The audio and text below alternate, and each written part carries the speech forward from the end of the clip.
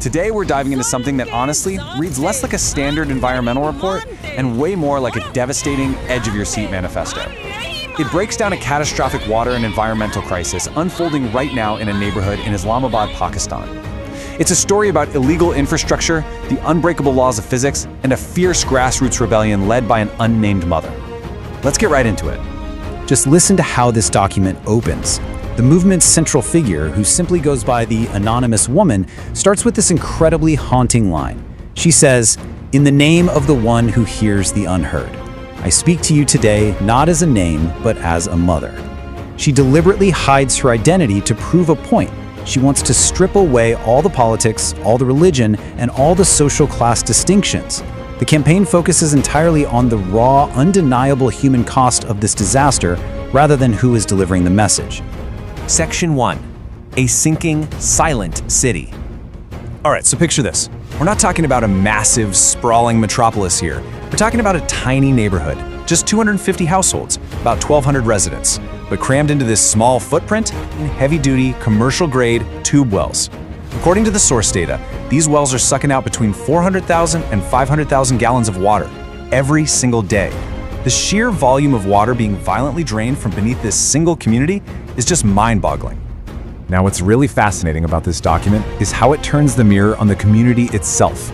It introduces this brilliant, biting term, advanced ignorance, and it hits the nail right on the head. The report points out that the residents here are highly educated. We're talking about people with advanced degrees and cozy government jobs. Yet they look the other way.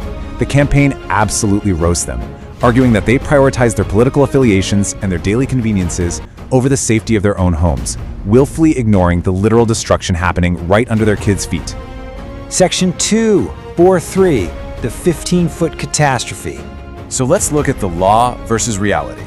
According to Section 1804 of the Pakistan Building Code, if you're digging a bore well deeper than 300 feet, you legally have to maintain a minimum distance of 100 feet from any building. It's basic safety. But the reality in Sonyan Garden? Bore number 3 is operating a mere 15 feet away from a 4-story plaza.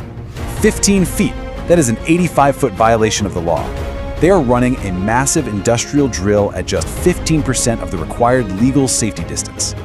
Let's put these numbers into perspective. This well is 450 to 500 feet deep, sucking out up to 5,000 gallons an hour.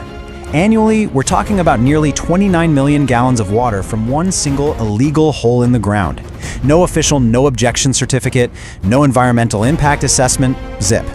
In hydrogeology, there is a core principle called the radius of influence, which dictates that wells of this depth pull water from hundreds of feet away in every direction. The campaign notes that by completely ignoring this science, these wells are essentially stealing water from each other and hollowing out the earth in the process.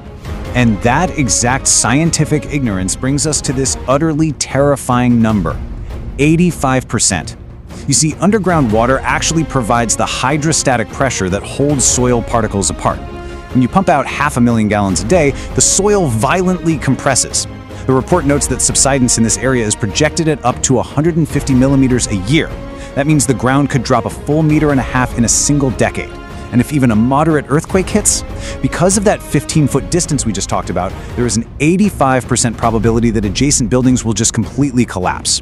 It is quite literally a ticking time bomb.